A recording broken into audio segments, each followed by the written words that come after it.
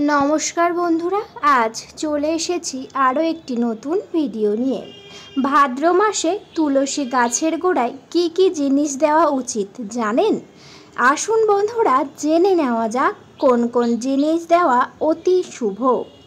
विशदे जानते गेले अवश्यई भिडियोटा पुरो देखते हबे।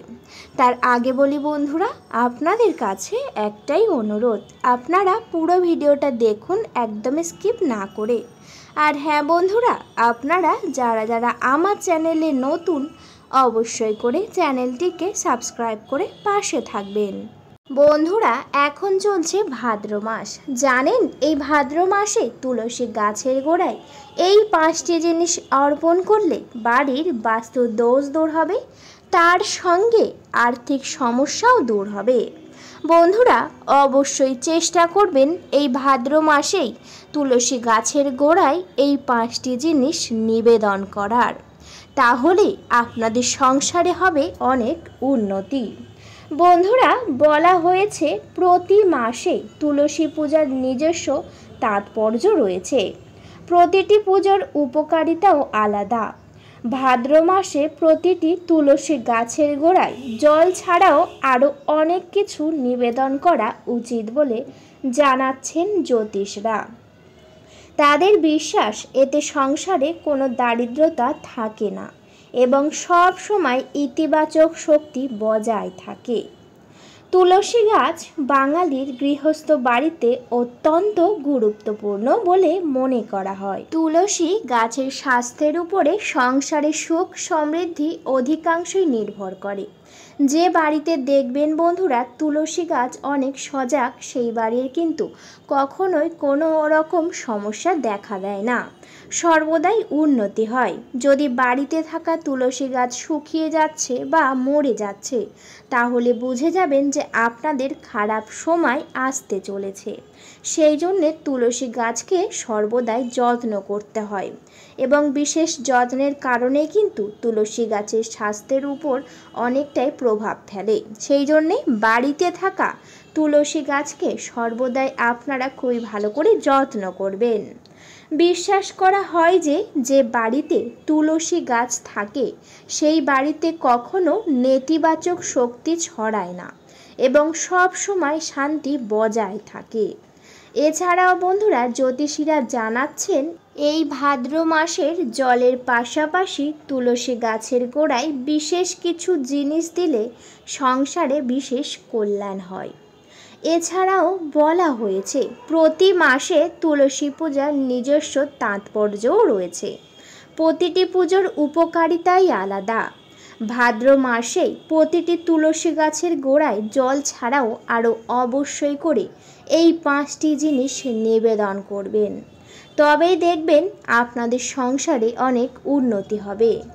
এতে কিন্তু সংসারের কোনো দারিদ্রতা থাকে না এবং সব সময় ইতিবাচক শক্তি কিন্তু বজায় থাকে। সেই জন্যে ঠিক প্রতিদিন জলের পাশাপাশি আপনারা এই জিনিসগুলি দেবেন। ভাদ্র মাসে প্রতিদিনই তুলসী গাছের গোড়ায় গঙ্গার জল নিবেদন করা অত্যন্ত শুভ, কিন্তু এই গঙ্গার জল নিবেদন করতে গেলে অবশ্যই এইভাবে করবেন। আপনারা প্রতিদিন সকালবেলা স্নান সেরে শুদ্ধ বস্ত্র পরবেন, তারপরে নিয়ে নেবেন একটি তামার পাত্র বা তামার ঘটি নেবেন, সেই 1 ঘটি পরিমাণ গঙ্গার জল নেবেন। সেই জলটি নিয়ে আপনারা তুলসী গাছের গোড়ায় অবশ্যই অর্পণ করবেন। যখনই সেই জল অর্পণ করবেন আপনারা কোনো যদি মন্ত্র না জানেন সেক্ষেত্রে হরে কৃষ্ণ 3 বার বলবেন, বলেই কিন্তু সেই জলটি আপনারা তুলসী গাছের গোড়ায় নিবেদন করে দেবেন। এই ভাদ্র মাসে তুলসী গাছের গোড়ায় দুধ নিবেদন করলে সংসারে শান্তি পরিবেশ তৈরি হয়।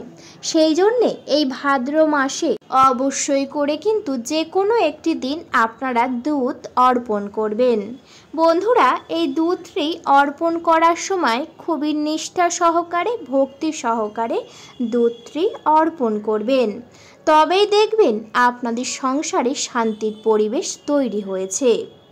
এছাড়াও স্নানের পরে ভাদ্র মাসে প্রতিদিন তুলসী গাছে চন্দন ভালো করে ছিটিয়ে দেবেন আপনারা অবশ্যই করে একটি পাত্র করে একটু বেশি পরিমাণ চন্দন বেটে নেবেন।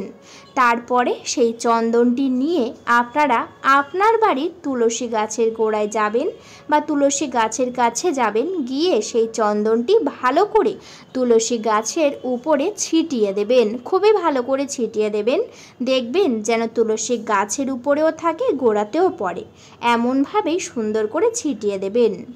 এটি করলে নেতিবাচক শক্তিকে দূরে সরিয়ে দেয় এবং সংসারে ইতিবাচক শক্তি ছড়ায়, যার ফলে সংসারের অশুভ প্রভাব কমে যায় এবং শুভ শক্তির আগমন ঘটে।